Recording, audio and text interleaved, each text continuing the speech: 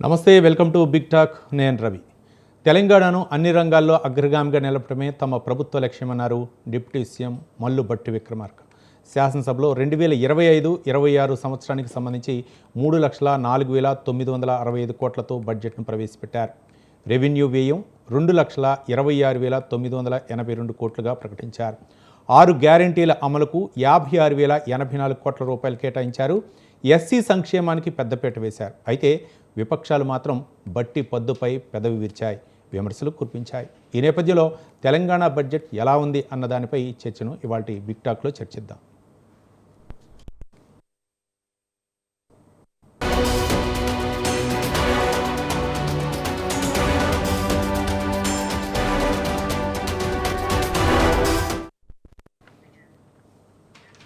Telangana budget పద్దులపై అయితే మాత్రం BJP విమర్శలు కురిపించింది. మరోపక్క బీఆర్ఎస్ అయితే తీవ్ర విమర్శలు గుప్పించింది.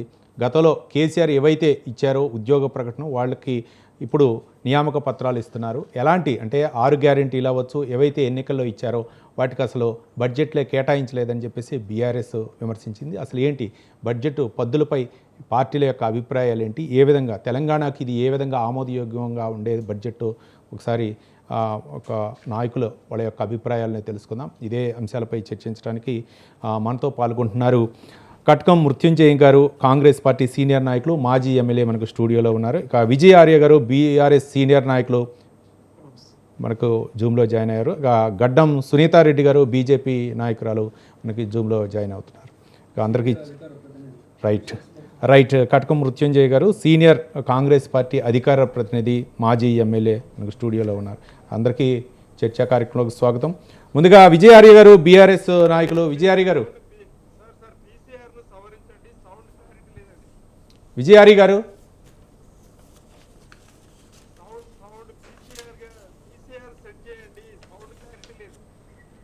రైట్. ఇక గడ్డం సునీతారెడ్డి గారు, బీజేపీ నాయకురాలు. సునీతారెడ్డి గారు నమస్తే. మీ వాయిస్ క్లియర్ లేదు. ఇప్పుడు వినిపిస్తుందా నా వాయిస్?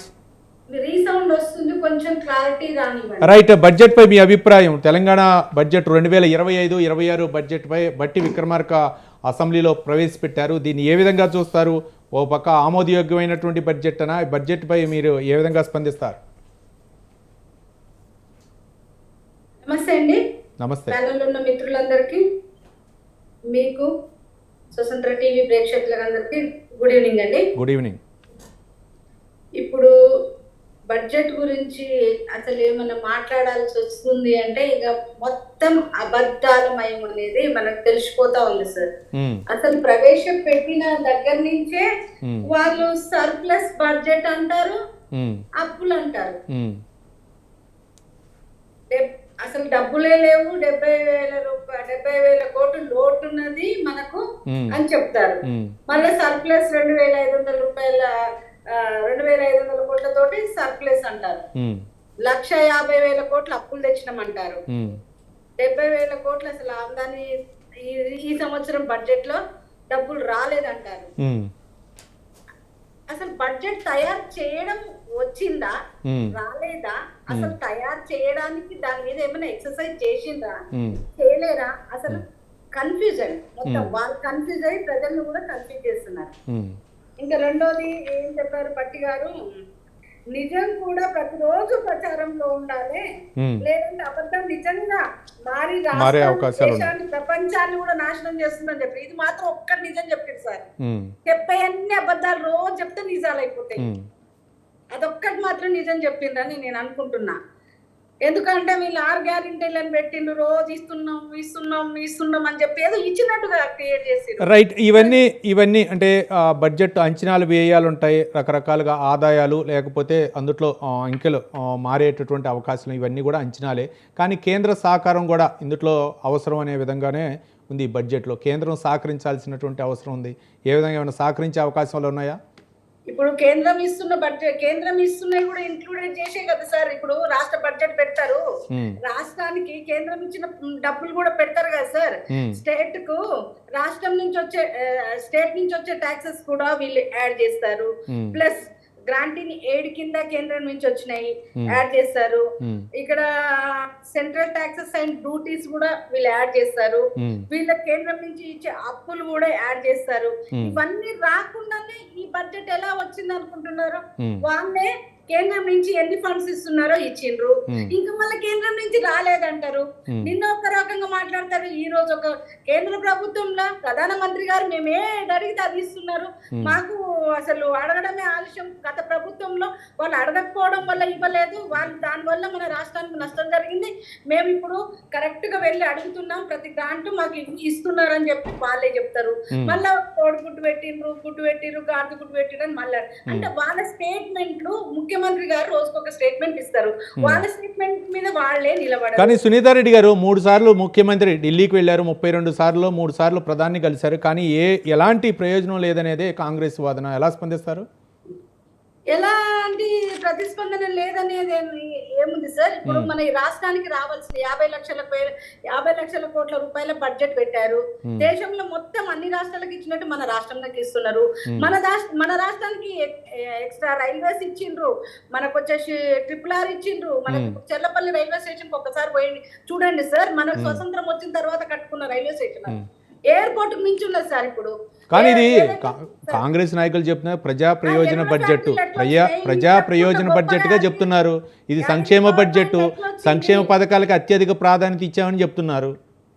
సార్ మేము అత్యధికంగా ప్రాధాన్యత ఇస్తున్నాయి మొత్తం రాష్ట్రానికి ఇస్తున్నాం. మేము ఇండ్లు ఇచ్చినాం, దాదాపు 2.5 లక్షల ఇండ్లు ఇచ్చినాం. దేశవ్యాప్తంగా 4 కోట్ల ఇండ్లు కట్టినప్పుడు మేము 10 లక్షలైనా ఇస్తున్నాం, 20 లక్షలైనా మీరు కడితే ఇస్తామని చెప్పేసి స్వయంగా మాకు మా రాష్ట్ర అధ్యక్షులు కిషన్ రెడ్డి గారు చెప్పిండ్రు. మీరు కట్టలేదు, బిల్లులు పెట్టలేదు, మళ్ళా ప్రధాన ఆవాస్ యోజన కింద మీరు ఇల్లు తీసుకురాలేదు. రైట్, మరి ఎవరు తప్పంటారు చెప్పండి? రైట్, ఒకసారి ఒక్క నిమిషం సునీతారెడ్డి గారు. ఇంకొకటి సార్, ఇక్కడ ఇప్పుడు ఈ బడ్జెట్ మీద మాట్లాడుతున్నాం, మన కేంద్ర ప్రభుత్వ బడ్జెట్ మీద మాట్లాడతలేము కదా సార్. ఇక్కడ లాస్ట్ టైం అగ్రికల్చర్ కు వీళ్ళు ప్రాధాన్యత అంటున్నారు. లాస్ట్ టైం 72,000 కోట్ల రూపాయల బడ్జెట్ వ్యవసాయానికి పెట్టి ఈసారి 24,000 కోట్లకు పెట్టిరు సార్. దాంట్లో రైతు భరోసా 19,000 కోట్లకు బాకీ ఉన్నది. ఇట్లా చూసుకుంటా ఇంకొకటి సార్, నిన్న మొన్న పెద్ద అసలు బీసీ సోదరులకు మేము చాలా ఏదో వర్గ పెట్టేస్తున్నాం, వాళ్ళ మీద మాకు చాలా ప్రేమ ఉంది, మేము 42% ఇస్తున్నాం, 46% ఉంటే బీసీ వాళ్ళ హక్కులు కాపాడని మేమే మా పరిపాలనే వాళ్ళని రక్షిస్తున్నాం అని చెప్పిర్రు. మరి వాళ్ళ బడ్జెట్ లో ఏం పెట్టిరు సార్? 11,000 కోట్ల రూపాయలు పెట్టిండ్రు. వాళ్ళకి ఇచ్చింది ఏంటి సార్? కామారెడ్డి భరోసాలో ఏమి ఇచ్చిండ్రు సార్? కామారెడ్డి దాంట్లో ఏం పెట్టారు సార్? ప్రతి సంవత్సరం 20,000 కోట్ల రూపాయలు పెడుతూ ఈ 5 సంవత్సరాల కాలంలో 1,00,00,000 కోట్ల రూపాయల బడ్జెట్ బీసీ కమిషన్ కింద, బీసీ కార్పొరేషన్ కింద పెడతామన్నారు. మరి పోయినసారి బడ్జెట్ పెట్టినప్పుడు 9,000 కోట్లు పెట్టిండ్రు, ఇప్పుడు 11,000 కోట్లు పెట్టిండ్రు. మరి ఈ లెక్కన మరి మీరు ఎంత ఇస్తున్నారు? కాంగ్రెస్ నాయకులు సమాధానం చెప్తారు. బిగ్ టాక్ 2025-26 బడ్జెట్ బట్టి విక్రమార్క శాసనసభలో ప్రవేశపెట్టారు. అయితే దీనిపై ఈ బడ్జెట్పై అయితే మాత్రం ఎలాంటి హామీలకి, అంటే గత ఎన్నికల్లో ఇచ్చినటువంటి హామీలకి నిధులైతే మాత్రం ఇందులో చూపలేదని చెప్పేసి విపక్షాల ఆరోపణలు. మరోపక్క అంటే ఈ బడ్జెట్ ఏ విధంగా ఆమోదయోగ్యంగా లేదని చెప్పేసి విపక్షాలు అయితే ఆరోపణ సంధిస్తున్నటువంటి తరుణంలో అంటే ఇది ప్రజా సంక్షేమానికి ఉపయోగపడేటటువంటి బడ్జెట్, సంక్షేమ పథకాలకు ఎక్కువగా నిధులు కేటాయించామని చెప్పేసి కాంగ్రెస్ ప్రభుత్వం చెప్తుంది. ఇదే అంశాలపై బిగ్ టాక్లో చర్చిద్దాం. ఇక విజయహారి గారు, బీఆర్ఎస్ నాయకులు. విజయహారి గారు నమస్తే, మీట్లో ఉన్నారు. విజయహారి గారు మీ వాయిస్ వినిపించట్లేదు. విజయహారి గారు మీట్లో ఉన్నారు, ఒకసారి చూడండి. రైట్, ఏంటి బడ్జెట్ని ఏ విధంగా చూడొచ్చు? 3వసారి ఆర్థిక శాఖ మంత్రిగా బట్టి విక్రమార్క బడ్జెట్ను ప్రవేశపెట్టారు. 2025-26 బడ్జెట్ని ఏ విధంగా చూడొచ్చు?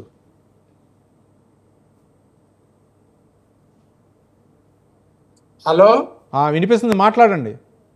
ఓకే సార్, ఓకే, సారీ అది మ్యూట్ లో ఉన్నట్టుంది. రైట్, అయితే ఈ రోజు ప్రవేశపెట్టినటువంటి బడ్జెట్ అదేదైతే ఉందో అది స్వరాష్ట్రం వచ్చిన తర్వాత తెలంగాణ బిడ్డలు, తెలంగాణ మేధావులు తయారు చేసిన బడ్జెట్ గా కాకుండా 2014 కంటే మునుపున్నటువంటి వలస పాలకులు, తెలుగుదేశం పార్టీ, కాంగ్రెస్ పార్టీ ముఖ్యమంత్రులు తయారు చేసినటువంటి మరి బడ్జెట్ గా ఈరోజు దాన్ని మనము చూడొచ్చండి. ఎందుకు అనంటే వాళ్లకు నిజంగా ఇంతకుముందు సునీతారెడ్డి గారు చెప్పినట్టు అసలు దాంట్లో ఏ విషయంలో కూడా స్పష్టత లేదండి. ఏ విషయంలో స్పష్టత లేదు. మీరు గమనించాలి, మేము మా పార్టీ ఉన్నప్పుడు మా ఈ 10 బడ్జెట్లు మీరు చెక్ చేయండి. వాటికి ఈరోజు ఈ 2 దఫాలుగా ఏదైతే కాంగ్రెస్ పరిపాలనలో విడుదలైనటువంటి ఈ 2 బడ్జెట్లను మీరు గమనించాలండి. ఇదేంటంటే వాస్తవంగా మరి ప్రజల మీద చిత్తశుద్ధి ఉండి వీళ్ళు ఈ బడ్జెట్ ప్రవేశపెట్టారా, చిత్తశుద్ధి లేకుండా పెట్టారనేది అస్పష్టంగా ఉందండి. విషయం ఏంటంటే ఈరోజు అలవిగాని అమలుకు నోచుకోలేనటువంటి 420 హామీలు ఇచ్చి కనీసం 100 రోజులలో మీరిచ్చినట్టే 13 అంశాలతో కూడుకున్నటువంటి 6 గ్యారెంటీలు కూడా సగం ఇవ్వకుండా, సగానికి సగం కూడా పూర్తి కాక మునిపే మళ్ళీ వాటిని గడ్డి కొడుతూ మళ్ళా కొత్త వాటిని తీసుకొచ్చి ఆ కొత్త దాంట్లో కూడా 420 హామీలు మీకు ఎగ్జాంపుల్ చెప్తా అండి. ఈ రోజు పంట బీమాకు ఏమైనా డబ్బులు ఇచ్చిండ్రా? మీరు గమనించండి.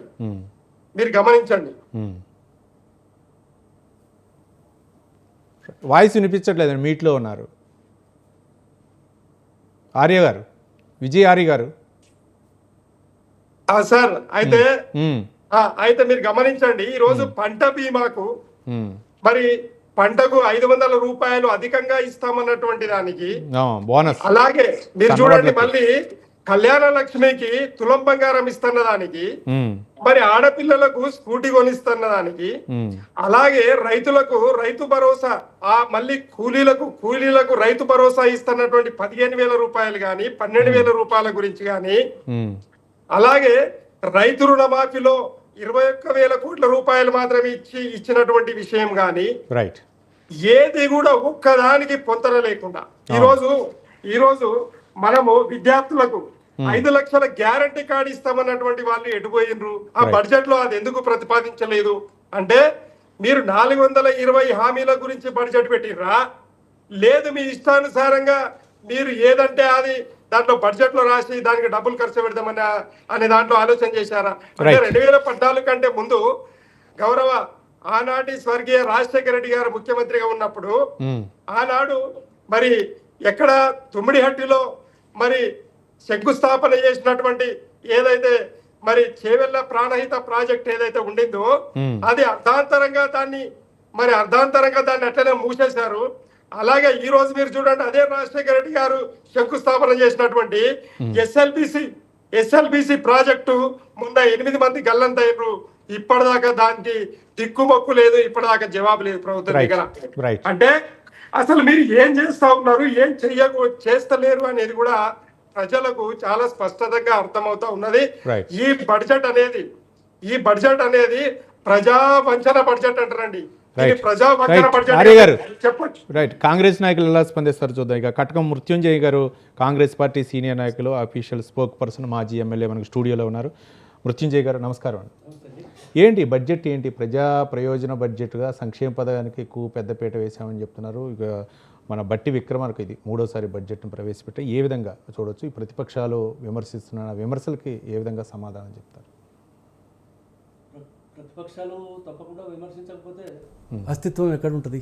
అది మంచిగానే చెడ్డగాని కొడిగుడ్డు మీద ఈకలు వీకినట్టు దానికి వాళ్ళ ప్రయత్నం వాళ్ళు చేయవలసిందే. కాకపోతే దీన్ని మొత్తం చదివి దాన్ని అర్థం చేసుకొని అవగాహన చేసి వాళ్ళు ఏమన్నా లోపాలున్నాయా అని చెప్పి మాట్లాడితే బాగుంటుందని చెప్పి నా సూచన ఇంతకుముందు మాట్లాడినటువంటి వాళ్ళకు. తర్వాత రెండవది ఏంటంటే ఇప్పుడు భారతీయ రాష్ట్ర సమితి ఏదైతే ఉన్నదో బీఆర్ఎస్ సంబంధించినటువంటి నాయకులు మాట్లాడే ముందు మేము అడిగేది, మేము క్వశ్చన్ చేసేటి ఏమన్నా గత ప్రభుత్వం లోపల మేము చేసినామా?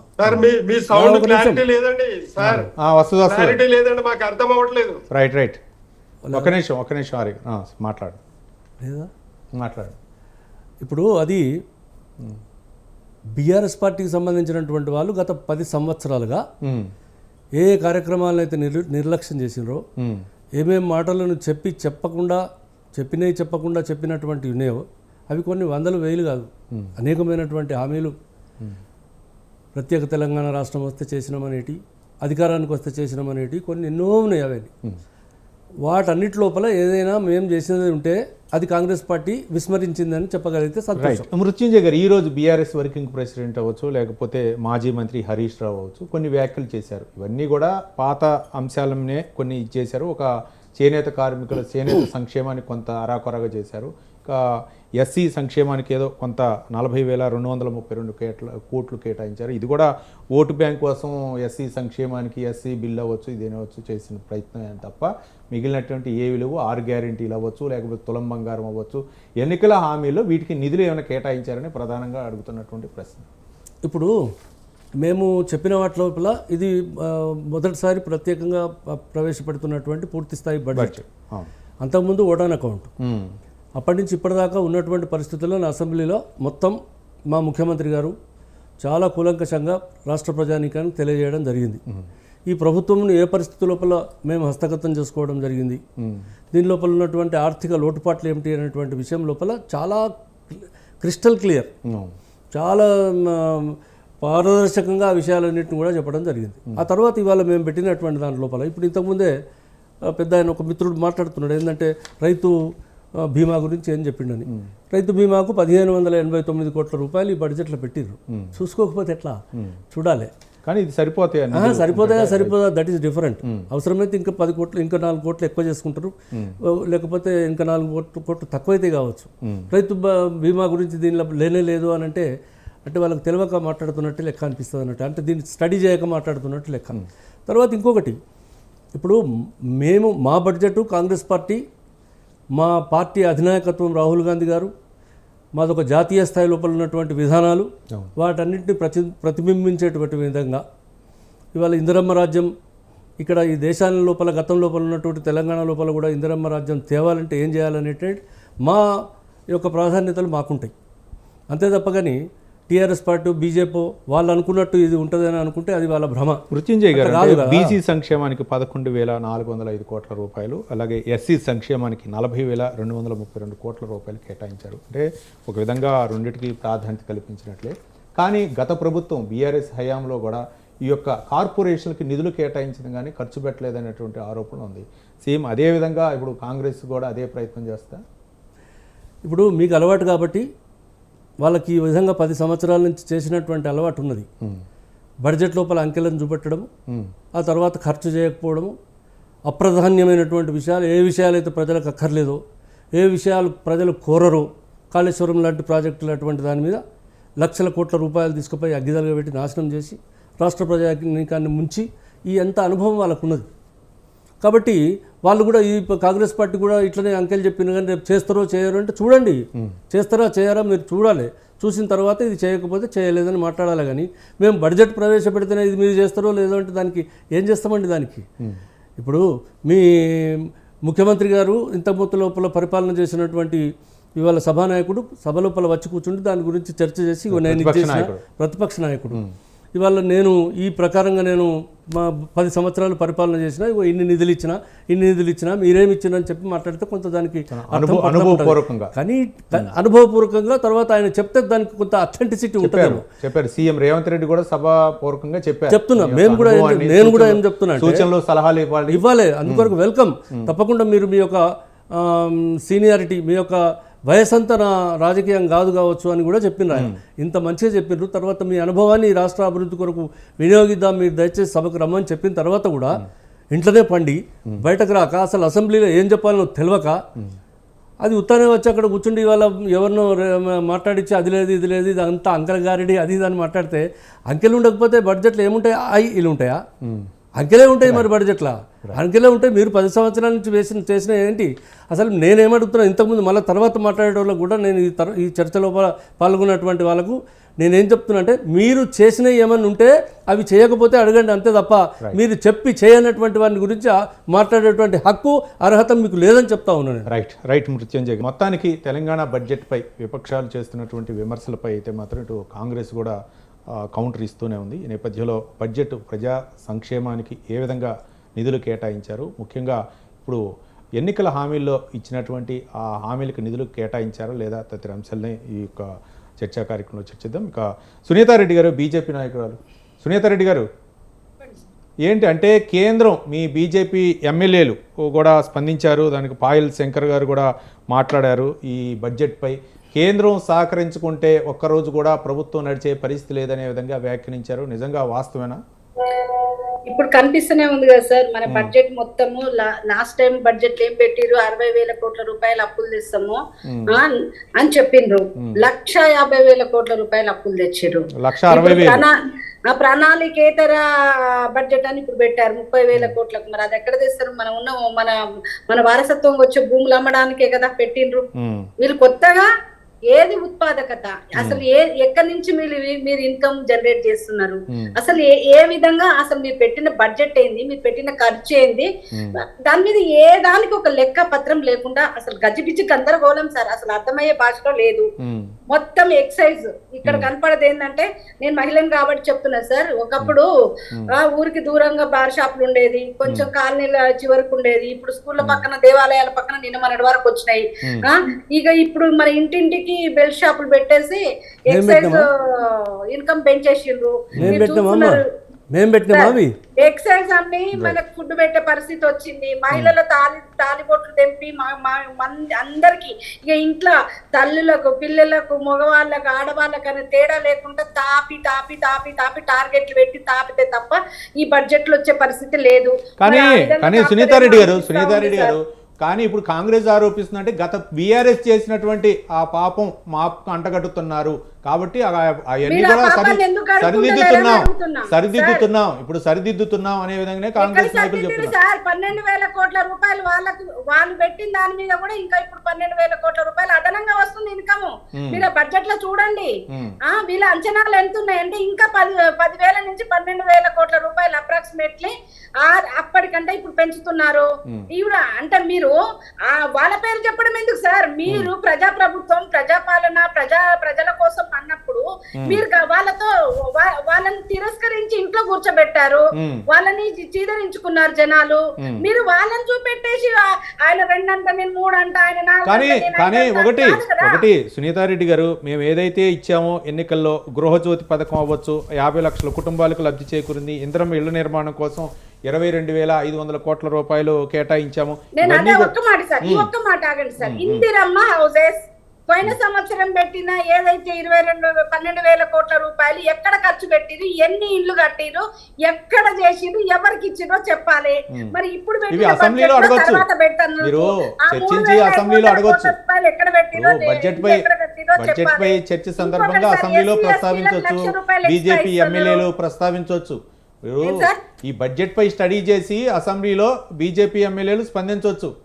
నేను అదే చెప్తున్నా సార్, ఇందిరమ్మ ఇండ్లకు వాళ్ళు కేటాయింపులు చేసిండ్రు గత ప్రభుత్వంలో, సేమ్ టు సేమ్. ఎక్కడ కట్టిండ్రు, అసలు కట్టిన ఇండ్లు ఎవరికి ఇచ్చిర్రు, అసలు ఎక్కడ మొదలు పెట్టిందో చెప్పాలి.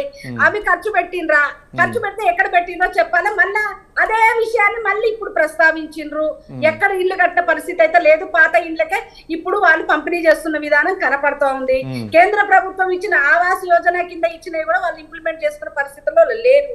ఇక కార్పొరేషన్లు మొత్తం వాళ్ళందరికి ఎంప్లాయ్మెంట్ కల్పించడం కోసం వాళ్ళ నాయకులకు అన్ని కార్పొరేషన్లు పెట్టిండ్రు. ఇది అది అన్ని ఏది వదలకుండా అన్నిటికీ కార్పొరేషన్లు పెట్టిండ్రు. ఏ కార్పొరేషన్ 50 పైసల రూపాయలు అయితే బడ్జెట్ లో పెట్టినట్టు మనకైతే కనపడతలేదు. ఇంకా ఏం చెప్తున్నారు, మెగా మాస్టర్ ప్లాన్ ఉంది తెలంగాణ రైజింగ్ అని చెప్పేసి ఒక రైమింగ్ లో చెప్తున్నారు. మనం 2050 వరకు రైజింగ్ తెలంగాణగా తీసుకుపోతానన్నారు. మరి 60,000 కోట్లు బడ్జెట్ లో పెట్టి 1,50,000 కోట్లు అప్పులు చేసి ఇప్పుడు అప్పులను చూస్తే 2,50,000 కోట్లు. కానీ ఒకటి తెలంగాణ బ్రాండ్ ఇమేజ్ అనేది ఇప్పుడు తావోస్ పర్యటనలో కూడా పెట్టుబడులు 1,80,000 కోట్ల రూపాయలు పెట్టుబడిని ఆహ్వానించారు. అప్పుడు కూడా దావోస్ పర్యటనలో ఒక విధంగా చెప్పాలి. నేను ఏమంటున్నా సార్ అంటే మీరు 1,50,000 మనకు వచ్చే రెవెన్యూ కాకుండా 1,50,000 కోట్ల రూపాయలు అప్పు చేసినామని మీరే చెప్తున్నారు. మళ్ళీ అన్ని మీరే చెప్తా ఉంటారు. మరి రైజింగ్ తెలంగాణ మళ్ళీ ఈ ఇయర్ కూడా పెట్టిండ్రు బడ్జెట్ లో దాదాపు మళ్ళీ 1,00,000 కోట్ల రూపాయల పైన ఇప్పుడు పెట్టిండ్రు. మరి దాన్ని 2,00,000 పెంచుతారు. మరి రైజింగ్ తెలంగాణ నీ ఇన్కమ్ జనరేషన్ ఏ విధంగా చేస్తున్నావు? ఏమన్నంటే గత ప్రభుత్వం 7,00,000 కోట్ల అప్పులు చేసిందని చెప్తావు. ఆ అప్పులు అనేది మనకు ముందు తెలుసు. మనం ఎలక్షన్ల ముందే చాలా చెప్పడం జరిగింది సార్. 7,00,000 కోట్ల రూపాయలు అప్పులు చేసినాము, అప్పుల తెలంగాణగా మారిపోయింది అని చెప్పి మీరు ఏలం పాటలో పాడినట్టు నేను లక్షిస్తాను మీరు పాడినప్పుడు మేము చెప్పినాం సార్. అందరు చేత కదా సార్, మేము కూడా 5 లక్షల రుణమాఫీ చేస్తామని చెప్పొచ్చు. కానీ అక్కడ బడ్జెట్ సహకరించాలి కదా, అక్కడ ఇన్కమ్ సహకరించాలి కదా. చెప్పడం కాదు, మన రాష్ట్ర బడ్జెట్ ఏంది, మన రాష్ట్ర పరిస్థితి ఏంది, మన రాష్ట్రం ఇన్కమ్ ఏంది, అవన్నీ చూసుకొని ఇవ్వాల్సింది. మేము ఎట్లన్నా అట్లా గెలిస్తే చాలు, మేము అధికారంలోకి వస్తే చాలని మీరు అన్ని గ్యారంటీలు ఇచ్చిండ్రు. ఇప్పుడు ఆ గ్యారంటీలు ఇవ్వడం కోసము మీరు ఇవన్నీ చేస్తా ఉన్నారు. ఇండ్ల గురించి అడిగిరు మీరు. ఎవరి ఇండ్ల గురించి అడుగుతున్నారు? ఏ ప్రభుత్వంలో ఇండ్ల గురించి అడుగుతున్నారు మీరు? ఆ ప్రభుత్వంగా చేయలేదు అని అన్నారు. ఆ ప్రభుత్వం గురించా మా ప్రభుత్వం గురించా? ఎంతసేపు మాట్లాడతారమ్మా? ఎంతసేపు మాట్లాడతారు?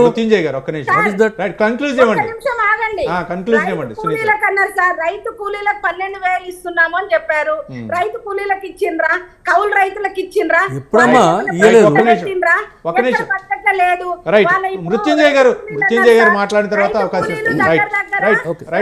సునీతా రెడ్డి గారు ఒక్క నిమిషం సార్. ఉపాధి హామీ కార్డులే మనకు దగ్గర 56,000 నుంచి 70,000 కార్డులు ఉన్నాయి సార్. వాళ్ళకు ఒక్కొక్క సునీతా రెడ్డి గారు ఇచ్చుకుంటా పోతే రైతు కూలీలకు మన బడ్జెట్ ఎంత, దానికి మీరు పెట్టిన నిధులేంది, ఇలా చూసుకుంటా పోతే దాదాపు అన్ని ఈ విధంగా. సునీతా రెడ్డి గారు ఒక్క నిమిషం, మృత్యుంజయ్ గారు సమాధానం చెప్తారు. ఒక్క నిమిషం వినమ్మా, మృత్యుంజయ్ గారు ఇప్పుడు చూడమ్మా సార్, మాట క్లియర్ లేదు సార్. మాకు మీరు ఏం అడుగుతున్నారో మాకు క్లియర్ గా రావట్లేదు. చూడమ్మా యాంకర్ గారు, మీరు పీసీఆర్ ను సెట్ చేయమని చెప్తున్నాం కదా. రైట్ పీసీఆర్ ఒకసారి సౌండ్ వాల్యూమ్ ఒకసారి చెక్ చేయండి.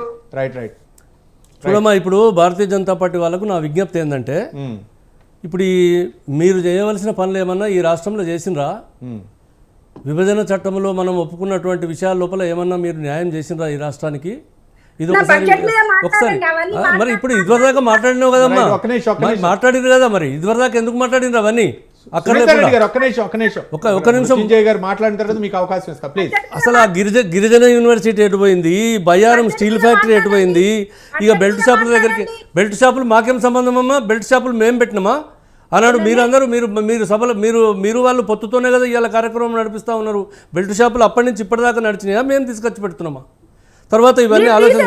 తర్వాత ఒక నిమిషం అమ్మా, నువ్వు మాటకు జవాబు చెప్తా అంటే మాటకు జవాబు చెప్పలేవమ్మా. వినాలమ్మా, వినాలి. వినమ్మా, మీ ఎమ్మెల్యేలను ఇవాళ అసెంబ్లీలో పొద్దున్న దాకా వాళ్ళకు బడ్జెట్ ప్రవేశపెట్టిన తర్వాత ఇంకా సమావేశంలో మాట్లాడే అవకాశం ఉన్నది. మీరు అడిగిన క్వశ్చన్లు అన్నిటికీ కూడా మీ శాసనసభ వాళ్ళతో మాట్లాడండి. నేను ఇవాళ ఒక విషయం చెప్తున్నా ప్రజలకు, ఇక్కడ ఈ వేదిక ద్వారా చెప్తా ఉన్నా. ప్రధానమైనటువంటి పథకాల విషయం లోపల ఇవాళ 225-26 బడ్జెట్ మేము మొదటిసారి పెట్టిన తర్వాత మీరు ఏమంటున్నారు? వాళ్ళు ఏం పెట్టిరు? ఏదో పెట్టిరు. ఎస్సీ సంక్షేమానికి మేము పెట్టినవి 40,232 కోట్ల రూపాయలు అయితే గత ప్రభుత్వం 36,000 కోట్ల రూపాయలు మాత్రమే పెట్టిందని చెప్తున్నాను నేను. అంటే అంతకంటే ఎక్కువ పెట్టినాం మేము. తర్వాత నీటిపారుదల శాఖకి 23,000 కోట్ల రూపాయలు పెట్టి ఏమీ పని చేయకుండా ఒక 10,000 ఎకరాలకు కూడా నీళ్లు రాకుండా 23,000 కోట్ల రూపాయలు బడ్జెట్ పెట్టినామని చెప్పినారు. ఇవాళ వాళ్ళకు బిల్లులు ఇవ్వలేదు, మనీ ఇవ్వలేదు. 23,000 కోట్ల రూపాయలలో అనేకమైనవి ఇవాళ నీరు గారిపోయినాయి, పథకాలు పోయినాయి, అది పోయింది. దాంట్లో 23,000 కోట్ల మేము ఇవాళ 27,000 కోట్ల రూపాయలు ఇవాళ బడ్జెట్లో పెట్టినాం మేము ఇవాళ చెప్తా ఉన్నాం. తర్వాత ఇవాళ విద్యుత్ రంగానికి వాళ్ళు, తర్వాత ఇంకోటి ఏంటంటే ఇప్పుడు ఎస్టీకి కూడా మేము 1,522,223 కోట్ల రూపాయలు మేము ఇవాళ పెట్టినాం. తర్వాత మేము 17,000 కోట్ల రూపాయలు పెట్టినాం. మేము 17,169 కోట్ల రూపాయలు మేము పెడితే అంతకుముందు గతంలో ఉన్నటువంటి బడ్జెట్ 15,000 మాత్రమే అని చెప్తా ఉన్నాం. 2,000 అదనంగా పెట్టినాం. బీసీ సంక్షేమానికి గతంలో 6,000 ఉండే, 6,229 కోట్ల రూపాయలు మేము ఇవాళ పెట్టింది 11,000 కోట్లు. ఏం కళ్ళు కలవడాయా మీకు? ఇవన్నీ చదవరా? ఉత్తానే నోటి మాటలు ఏదో మాట్లాడాలి కనుక మాట్లాడితే ఎట్లా? బడ్జెట్ పుస్తకాలు తీసుకొని మీ ఎమ్మెల్యేల దగ్గరికి పోయి అడకచ్చుకోనమ్మా, పుస్తకం అడకచ్చుకొని దయచేసి మీ ఎమ్మెల్యేల దగ్గరికి పోయి బుక్ తెచ్చుకొని అది చదివి చర్చ చేయండి, అంతే తప్ప కానీ ఏదో మాట్లాడితే ఏం లాభం? తర్వాత ఇవాళ రహదారులు, రోడ్లు, భవనాలకు మేము పెట్టిన 6,000 కోట్ల రూపాయలు, మీరు అంతకుముందు ప్రభుత్వంలో 2,500 కోట్లు మాత్రమే. పౌర సరఫరాలకు మేము 3,117 కోట్ల రూపాయలు పెట్టినాం.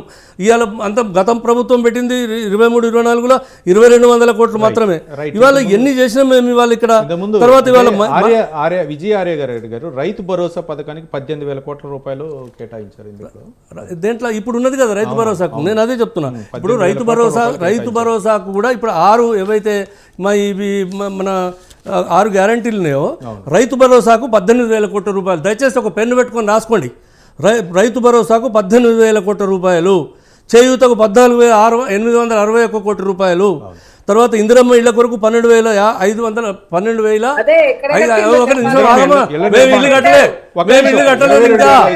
మేము ఇల్లు కట్టలేదు ఇంకా చెప్తున్నాం. మేము ఇల్లు కట్టలేదు. 10 సంవత్సరాలు కేసీఆర్ ఎన్ని ఇల్లు కట్టిండో పోయి అడిగిరామా. మేము ఇంకా కట్టలేదు. మా విధానాలు పూర్తి కాలేదు. మా విధి విధానాలు పూర్తయిన తర్వాత ఆ ఇళ్ళన్నీ ఎక్కడెక్కడ ఇస్తాం, ఎక్కడెక్కడ కడతాం అనేది నిర్ణయం చేస్తాం. ఆ తర్వాత ఇప్పుడు దీని తర్వాత వస్తాయి. తర్వాత మేము ఇచ్చిన 12,571 కోట్ల రూపాయలు ఇవాళ బడ్జెట్లో ఇండ్ల కొరకు పెట్టడం జరిగింది. ఆర్టీసీకి మహాలక్ష్మి పథకం కింద 4,305 కోట్ల రూపాయలు మహాలక్ష్మి పథకం కింద పెట్టడం జరిగింది. గృహజ్యోతికి 2,080 రూపాయలు, 2,080 కోట్ల రూపాయలు గృహజ్యోతికి వాళ్ళు ఇవ్వడం జరిగింది 200 యూనిట్ల కొరకు. తర్వాత సన్న రకం వరి రైతులకు బోనస్, ఇది రైతులకే ఇస్తున్నాం. ఇది టాటాలకు, బిర్లాలకు కాదు ఇచ్చేది. 1,800 కోట్ల రూపాయలు ఇవాళ మేము సన్న రకానికి బోనస్ ఇవ్వడానికి ఇవాళ బడ్జెట్లో ప్రవేశపెట్టడం జరిగింది. రాజీవ్ ఆరోగ్యశ్రీ గతం లోపల 5 లక్షలు ఉంటే ఇవాళ 10 లక్షలకు పెంచినాం పేదవాడి కొరకు అని చెప్తా ఉన్నాం. 10 లక్షల రూపాయలు ఏం మాట్లాడతారమ్మా. తర్వాత ఇవాళ మహాలక్ష్మి పథకం కింద అది మన ఎల్పిజి సబ్సిడీ కొరకు 723 కోట్ల రూపాయలు ఇవాళ ఎల్పిజి ఉచిత సిలిండర్ కొరకు ఇవాళ మేము 723 కోట్ల రూపాయలు మా ప్రభుత్వం పెట్టింది. తర్వాత ఇవన్నీ కలిస్తే 56,084 కోట్ల రూపాయలు ఇవాళ ఈ 6 గ్యారెంటీల కొరకు ఏదైతే మా నాయకుడు, అగ్రశ్రేణి నాయకుడు రాహుల్ గాంధీ గారు చెప్పిర్రో, మా ముఖ్యమంత్రి గారు చెప్పిర్రో, వాటి కొరకు 56,084 కోట్ల రూపాయలు పెట్టడం జరిగింది. దయచేసి మీకు అందరికి ఒక విషయం మనవి చేస్తా.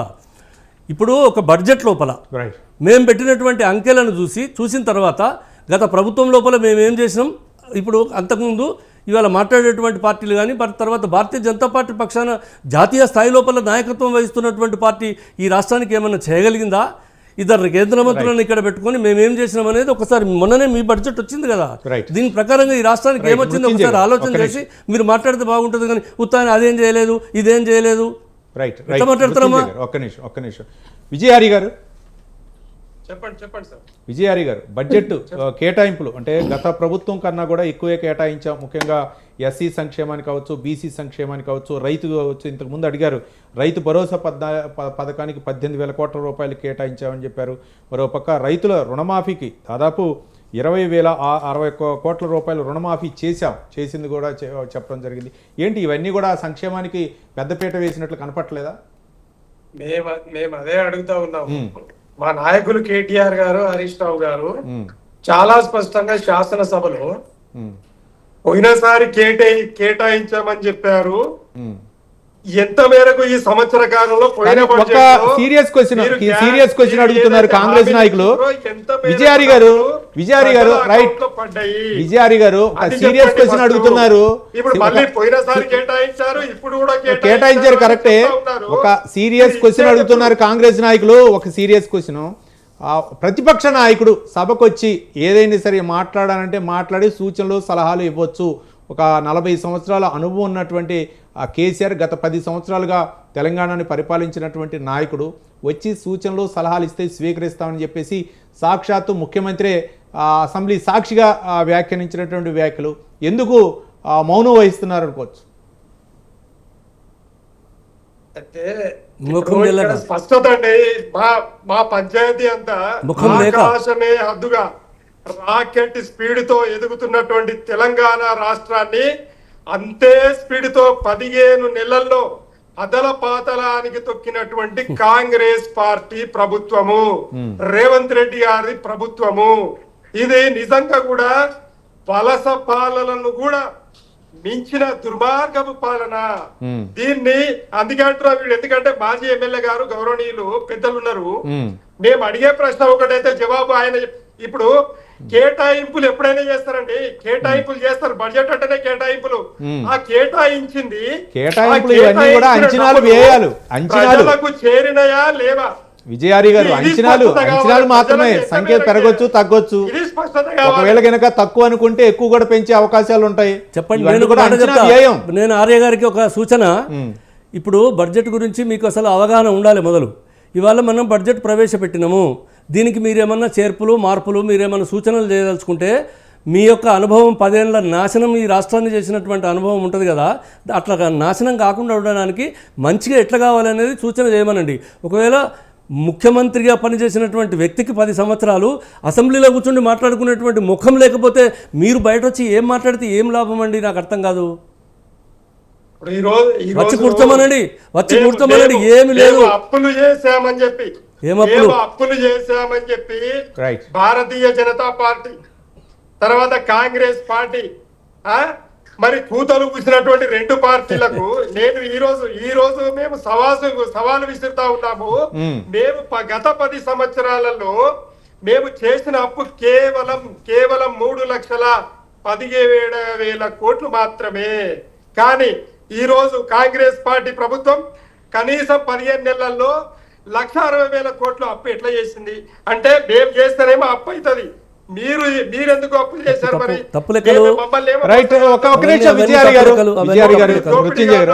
Big talk. ఇక బీజేపీ నుంచి సునీతారెడ్డి గారు. ఒక్క నిమిషం అండి, నేను కంప్లీట్ చేయలేదు. ఒక్క నిమిషం, విజయారి గారు అయిపోయిన తర్వాత మీరు మాట్లాడుతున్నారు. భారతీయ జనతా పార్టీ కాంగ్రెస్ పార్టీ 2 కుమ్మక్కయ్య అంటారు. అప్పు చేసి అప్పుల కుప్పను మా నెత్తి మీద పెట్టిపోయిందని కాంగ్రెస్ పార్టీ అంటది. ఈ రోజు భారతీయ జనతా పార్టీ కూడా మీరు అప్పులు చేశారని భారతీయ జనతా పార్టీ అంటది. నేనేం అడుగుతున్నా అంటే, ఈ రోజు అప్పులు లేని రాష్ట్ర ప్రభుత్వాలు, అప్పులు లేని దేశాలు ఎక్కడైనా ప్రభుత్వాలు నడుపుతాయా? కానీ విజయారి గారు గతంలో బీఆర్ఎస్ అధినేత మాజీ ముఖ్యమంత్రి కేసీఆర్ వ్యాఖ్యానించినటువంటి వ్యాఖ్యలు రాష్ట్రం అభివృద్ధి చెందాలంటే అప్పులు చేయక తప్పదు అనే విధంగా వ్యాఖ్యానించారు. ఇప్పుడు కాంగ్రెస్ నాయకులు కూడా అదే చెప్తున్నారు, అప్పులు చేయక తప్పదు, సంక్షేమ పథకాలు అమలు చేయాలంటే. ఒక్క సెకండ్ అండి. అంటే అప్పులు లేని దేశము, అప్పులు లేని రాష్ట్రము ప్రభుత్వాలు నడపలేవు. ఇది నిజము, వాస్తవము. కానీ కేవలం మేము కాళేశ్వరం కోసం, నీటి ప్రాజెక్టుల కోసం అప్పులు చేస్తాం. కానీ కాంగ్రెస్ వాదన ఒకటి. కాంగ్రెస్ వాదన మీరు ఎప్పటికప్పుడు అప్పులు తీసుకొచ్చి ప్రాజెక్టుల పేరుతో వచ్చు, కమిషన్ల కక్కూరుతో పాటు సర్వనాశనం చేశారనేదే వాళ్ళ వాదన. రైట్. మీరు దేనికి అప్పులు చేసిండ్రు చెప్పాల్సిన అవసరం ఉన్నది.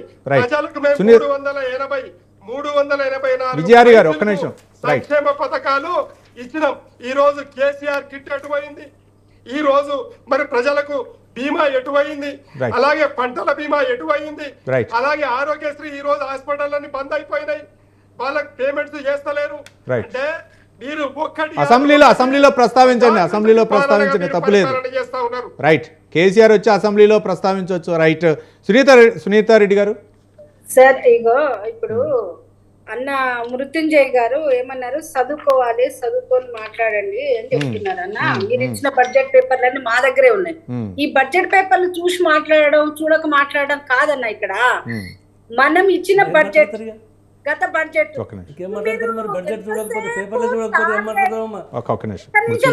నిమిషం అన్న, మీరు గత ప్రభుత్వం ఇది చేసింది, నేను ఇది చేసిన, వాళ్ళు ఎవరైనా తెలిసింటుంది ప్రజలు ఇంట్లో కూర్చోబెట్టిరు. మీరు కూడా అదే చేస్తుంటారు, మీరు కూడా ఇంట్లో కూర్చోండి, మాకేం పోయేది లేదు. మీరు ఏం చెప్తున్నారు? మీరు పెట్టిన బడ్జెట్ లో ఇందిరమ్మ ఇండ్లు అన్నారు. ఓకే, మేము ఇందిరమ్మ ఇండ్లకు మీరు డబ్బులు కేటాయించలేదు అని నేను చెప్పట్లేదు. మీరు గత ప్రభుత్వం కూడా సేమ్ టు సేమ్ ఈ 3,500 గృహాలు ప్రతి నియోజకవర్గానికి మీరు కట్టిస్తామన్నారు. 5 లక్షల రూపాయలు పెడతామన్నారు. దానికి SC ST లకు ఇంకో 1,00,000 ఎక్స్ట్రా ఇచ్చి కూడా కట్టిస్తామన్నారు. మరి ఎందుకు కట్టియలేదు? ఆ పైసలు ఏమైనాయి? ఎక్కడ కట్టించారు? కట్టిస్తే ఎవరికి ఇచ్చారు? మళ్ళీ same to same page, same మేము పుస్తకం, దిగిపోతున్నాం అమ్మా ఇప్పుడే. సేమ్ ముచ్చట, ఒక్క నిమిషం. మళ్ళీ సేమ్ బడ్జెట్ పెట్టిండ్రు. మరి ఇవి ఖర్చు పెడుతుండ్రా ఖర్చు పెడతలేరో తెలియదు. మీరు చెప్పే అన్ని పద్దుల లెక్కలే మేము చేస్తున్నాం. బీసీ సంక్షేమానికి మీరు 11,000 రూపాయలు ఖర్చు పెట్టారు, మీకు కనపడతలేదా అన్నారు అన్న. ఎందుకు కనపడతలేదన్న? పోయిన సంవత్సరం 9,000 కోట్లు పెట్టిండ్రు, ఇప్పుడు 11,000 కోట్లు పెట్టిండ్రు, మస్తు కనబడుతుంది. కానీ మీరు పెడతానన్నది ఏంది? మీ డిక్లరేషన్ ఏంది? మీరు కామారెడ్డి డిక్లరేషన్ లో ఏం చెప్పిర్రు?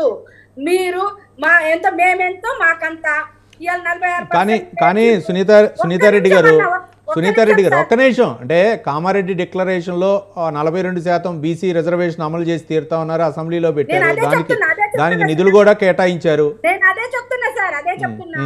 కామారెడ్డి డిక్లరేషన్ లో ఏం తేల్చిర్రు? మేమెంతో మాకంత 42% రిజర్వేషన్ అన్నారు, మొత్తం తేల్చింది 46%. అది ఇప్పుడు కేంద్రం పార్లమెంట్ కి పంపిస్తా అన్నారు బిల్లు. ఇప్పుడు బీజేపీ కోర్టులోకి వేస్తున్నారు ఇప్పుడు కాంగ్రెస్ నాయకులు. అసెంబ్లీలో అపోజ్ చేసిండ్రా మీ ఎమ్మెల్యేలు దీన్ని? మీరు మీ ఎమ్మెల్యే మీ ఎమ్మెల్యేలు దీన్ని అపోజ్ చేసిండ్రా? అసెంబ్లీలో మీ ఎమ్మెల్యేలు దీన్ని వ్యతిరేకించిండ్రా? ఎంత కావాలని అడిగారు? రైట్, చెప్పండి కన్క్లూజివ్ మాట్లాడండి. చెప్పండి. నేను అదే చెప్తున్నా, నన్ను మాట్లాడివ్వండి. తప్పుగా మాట్లాడితే మీరు సర్ట్ చేయండి, నేనేమంటలేను. మీరు ఇస్తానన్న 20,000 కోట్ల రూపాయలు ప్రతి సంవత్సరము మరి ఎందుకు పెట్టలేకపోయినరు? మీరు కంటి తోడుపుగా మరి బీసీ సోదరులకు ఎందుకు మోసం చేస్తున్నారు? 46% ఉన్న ప్రజలు 42 రిజర్వేషన్ ఇస్తానంటారు, మరి వాళ్ళ నిధులు ఎందుకు మీరు కోత కోసిరు? వాళ్ళ మీద తల్లి ప్రేమ దేనికి చూపించారో మరి మేము చదువుకోలేదని అంటే మరి ఇక మీకే అది తెలియాలి. మరి మీరు పోయిన సంవత్సరం 17,000 కోట్ల రూపాయలు పెట్టింది, ఈ సంవత్సరం 40,000 కోట్ల రూపాయల బడ్జెట్ అని పెట్టిండ్రు ఎస్సీ సంక్షేమానికి. మరి మన దళిత బంధు ఇస్తున్నారా ఇస్తలేరా? ఎక్కడ ప్రస్తావన తేలేదు. మరి ఆ 40,000 కోట్ల రూపాయలు మరి ఏ విధంగా ఖర్చు పెడతారో కూడా మీరు చెప్పలేదు. మీరు దళిత బంధు ఉన్నాయా తీసేసిండ్రా? మరి ఎస్టీ సంక్షేమానికి కొన్ని 17,000 కోట్లు పెట్టిండ్రు, మరి అవి మరి ఎస్టీ బంధు ఉందా లేదా, గిరిజన బంధు ఉందా లేదా అది చెప్పలేదు. మరి పెద్ద మనుషులు ఇవన్నీ అసెంబ్లీలో చర్చిస్తారు, అసెంబ్లీలో ఏ విధంగా ప్రశ్నించవచ్చు, అసెంబ్లీలో ప్రశ్నించవచ్చు. రైట్, 2,500 రూపాయలు మహిళలకు ఇస్తానన్నారు. అవునవును, 2,500 రూపాయలు మహిళలకు ఇస్తా అన్నారు. తులం బంగారం, అలాగే నిరుద్యోగ భృతి, ఇవన్నీ కూడా అసెంబ్లీలో చర్చిస్తారు. రైట్ మృత్యుంజయ్ గారు దాదాపు అంటే ఈ బడ్జెట్ ఎక్కువగా అంటే బీఆర్ఎస్ వర్కింగ్ ప్రెసిడెంట్ కేటీఆర్ వ్యాఖ్యానించినటువంటి సునీతారెడ్డి గారు ఒక్క నిమిషం. అంటే గతంలో 20% కమిషన్ నుంచి ఢిల్లీకి పంపించేవాళ్ళు, ఈసారి 40% కమిషన్ తీసుకొని ఢిల్లీకి పంపించుకోవడం కోసం చేస్తున్నటువంటి ప్రయత్నంగా ఉందని చెప్పేసి కేటీఆర్ వ్యాఖ్యానించారు. దాన్ని ఆ కామెంట్స్ని ఏ విధంగా చూస్తారు? ఇవంతా పిచ్చి వ్యాఖ్యానం. ఎట్లా అంటే మీరు ఢిల్లీకి పంపేది ఉన్నది, మేము ఎవరికి పంపినాం, ఎట్లా పంపినాం, మేము పరిపాలన చేసిందే ఒక ఏడాది, అందులో కూడా ఓటాన్ అకౌంట్ ఒక సంవత్సరం, 13, 14, 15 నెలలకు మేము చెప్తున్నాం కూడా. ఇప్పుడు కాళేశ్వరం ప్రాజెక్టు కూలిపోతే అందులో 1,00,000 కోట్ల రూపాయలు మింగిందని చెప్తున్నాం. ఎవరు మింగినట్టు? అది ఎవరికి కమిషన్ ఇచ్చినాం? తర్వాత ఇంకా ఇప్పుడు మొత్తం తీసుకున్న వాటన్నిటికీ మీరే కదా మొత్తం పైసలు తీసుకున్నది, నువ్వు మీ కుటుంబ సభ్యులు మీరే కదా. మరి వాటన్నిటి మీద ఇవాళ ఎంక్వైరీలు జరుగుతూ ఉన్నాయి, పంచాయతీలు జరుగుతున్నాయి. తర్వాత వాటన్నిటి మీద జవాబులు చెప్పుకోవాల్సిన బాధ్యత మీ మీద ఉన్నది. కమిషన్ మేము ఎక్కడ వేసినామండి? ఇవాళ మీరు చెప్పిన దానికంటే ఎక్కువ అదనంగా మేము పనిచేస్తూ ఉన్నాం. ఇవాళ ఒక ప్రధానమైనటువంటి ప్రశ్న ఇప్పుడు ఇంతకుముందు ఒక సోదరి అడిగింది. ఇప్పుడు అప్పులు తెచ్చుకున్నారు అంటే ఈ అప్పులు తెచ్చుకొని ఏం చేశారు, మీరు కూడా అప్పు తెచ్చారని చెప్పి అడిగింది. అమ్మ 35,118 కోట్ల రూపాయలు మేము తీసుకున్న అప్పు, దానికి 42,892 కోట్ల రూపాయలు ఇప్పటి వరకల్లా అప్పు కట్టినాం. అది మిత్తి ప్లస్ అసలు అంత కలిసి, అంటే కేసీఆర్ తీసుకున్నటువంటి అప్పులకు మిత్తిలు ఇవన్నీ కలిస్తే మేము తీసుకున్న అప్పు 35,000 అయితే 42,000 కోట్ల 35,000 కోట్లు అయితే 42,000 కోట్ల రూపాయలు అప్పు కట్టినాం. ఇవాళ పేపర్లు మీరు చదువుమన్నది మీకు చదువు రాదని కాదు, బడ్జెట్ పేపర్లు చదువుమన్నా, నేను మిమ్మల్ని చదువుమని నా ఉద్దేశం కాదు. తర్వాత ఇప్పుడు టీజీపీఎస్సీ ఉన్నది, మేము ఇవాళ 31,768 ఉద్యోగాలు వాళ్ళకు అపాయింట్మెంట్ లెటర్స్ ఇచ్చినామని చెప్తా ఉన్నాం బహిరంగ వేదికల మీద కూర్చున్నబెట్టి. లాల్ బహదూర్ స్టేడియం అటువంటి స్టేడియంలో కూర్చున్న గౌరవ ముఖ్యమంత్రి గారు అపాయింట్మెంట్ ఆర్డర్స్ ఇచ్చినాం. ఇవన్నీ మేము చేసిన ఘనకార్యాలు కావా ఇవి? తర్వాత ఇవాళ మేము 42% ఇప్పుడు బీసీల గురించి ఏం చేసినారు మీరు మాట్లాడితే, ఈ దేశమంతా కూడా ఇవాళ వేలెత్తి ఒక రేవంత్ రెడ్డి గారు ఈ దేశం లోపల మొదటి రాష్ట్రంగా ఈ నిర్ణయం తీసుకున్నట్టు చాలా ధైర్యంగా అని చెప్పి దేశమే ఇవాళ అభినందించే పరిస్థితిలో ఉన్నదమ్మా. మీరు మాట్లాడితే ఆశ్చర్యపడవలసిన అవసరం లేదు. కానీ 42% రిజర్వేషన్, 42% రిజర్వేషన్ను నిర్ణయించుకొని దానికి అనేకమైనటువంటి ప్రొసీజర్ అయింది. దానికి కమిటీ వేసినారు, దానికి ఒక single judge single bench single person committee 42% reservation కట్టుబడి ఉన్నారు. దానికి మేము నిధులు కేటాయించినాము. తర్వాత ఇది ఈ 42% రావడానికి కూడా దీనికి అనేకమైనటువంటి చరిత్ర ఉన్నది. ఈ 42% ఒక విషయం అండి, సంక్షేమానికి కూడా నేను చెప్తా. ఇప్పుడు 42% రావడానికి కూడా దీని వెనుక అనేకమైన చరిత్ర ఉన్నది. మేము ఏం చేసినాం, ఎప్పటి నుంచి ఇది మొదలు పెట్టినాం, మా రాహుల్ గాంధీ గారు చెప్పిన తర్వాత దీని కొరకు ఏం నిర్ణయం చేసినాం.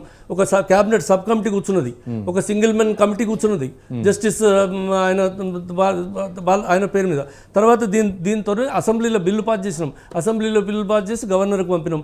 గవర్నర్ దగ్గర నుంచి కేంద్ర ప్రభుత్వానికి పంపినాం. మీ సభ్యులందరూ ఉన్నారు అక్కడ. నిన్న కూడా బిల్లు పాస్ అయిన దాంట్లో శాసనసభ్యులు భారతీయ జనతా పార్టీకి సంబంధించినటువంటి వాళ్ళు ఉన్నారు.